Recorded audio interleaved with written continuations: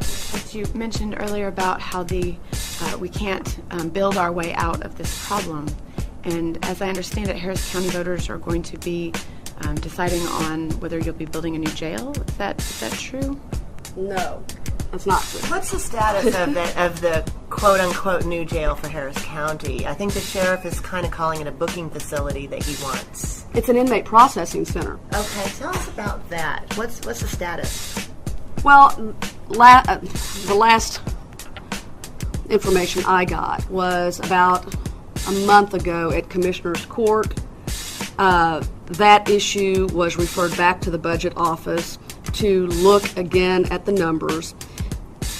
The issue has been in the past that the city of Houston wants to close down their jail. They don't want to be in the business of running a jail. Their jail has basically been under the gun for many years in terms of Jail Standards Commission issues. And negotiations had stalled a while back on the city's contribution to the inmate processing center. We have a new mayor. We will have a new police chief. The county is looking again at updating those numbers. And the budget office, I believe, is to report back to Commissioner's Court in June.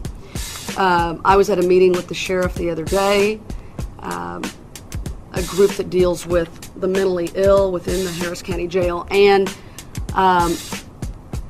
there is a real desire in a number of sectors to make certain that a processing center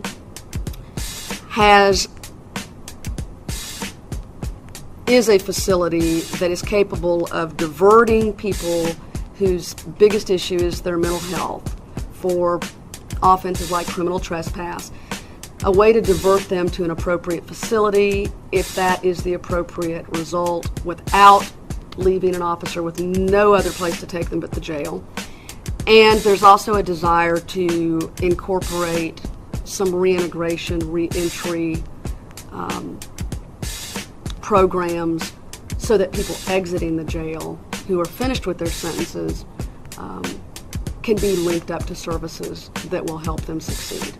That is the whole reentry, the entire reentry angle is an angle that's been long overdue. TDCJ just recently formed a task force. The recognition is these people are going back, and it's difficult to see them succeed if they are not given appropriate services, particularly those who do state jail time, which is flat time with no parole oversight, and those who discharge flat sentences. You know, building off that, you had said this is an interesting time where there's kind of an intersection between Different groups, philosophies. different philosophies. At the same time, do you see this as being an interesting time in philosophies, maybe crisscrossing in the sense of you have community people that say too many members in their community are in jail. You have other folks that say we need more jails. And is there a marriage to that? And what I mean is that I talk to community groups that feel that they should take some of these, in particular young men and women, and work with them and do some sort of rehabilitative stuff. And there are others that are saying that crimes they just need to go away for a while. If you have people that are trying to position themselves as a viable alternative, what would be the ideal scenario? What would that look like? Is there a marriage that can happen in terms of how they engage the folks on one side who are doing the incarceration and the community groups that want to give these folks a second and third chance maybe? Well, I keep coming back to the low-level nonviolent offenders because they're a huge segment of our jail and prison population. It has become increasingly clear to people who feel that we ought to build more prisons and people who feel that we ought to do more rehabilitation. It has become increasingly clear that we're accomplishing very little by simply incapacitating people. When we took treatment out of our state jails, we effectively are incapacitating people who are going to recidivate very quickly after they're released without treatment. I don't think, I do think there can be a marriage. I actually do believe that the criminal justice system can operate as a great motivator for those people who are in the system with addiction problems and mental health problems.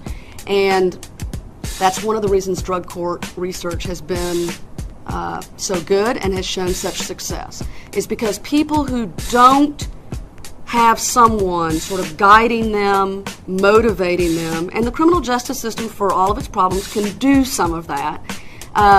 Voluntary compliance in treatment is very low outside of a community justice or criminal justice setting. And so one thing the marriage of criminal justice and substance abuse has done is it has provided a great carrot and a great stick to get people to address the problems that keep recycling them through our system. The other thing that has changed the landscape over the last 16 years, and we maybe touched on this, is the availability of a lot of research. There are experts in the field now. We have meta-analyses of criminal justice issues, criminogenic factors. Increasingly, judges and policymakers have come to understand that we can't just create a bed. A bed isn't going to solve the problem, that it's the person we need to look at. And we need to be able to do a good assessment of the risks and needs that that person has. We need to provide residential treatment options if they need it, but not everybody needs that. We need to provide step-down treatment for those who are leaving residential treatment in our jails, in our programs, but we also need to provide outpatient treatment for those who don't need residential treatment. And I believe that research is really driving the train on a lot of smart questions that are being asked and smart resolutions.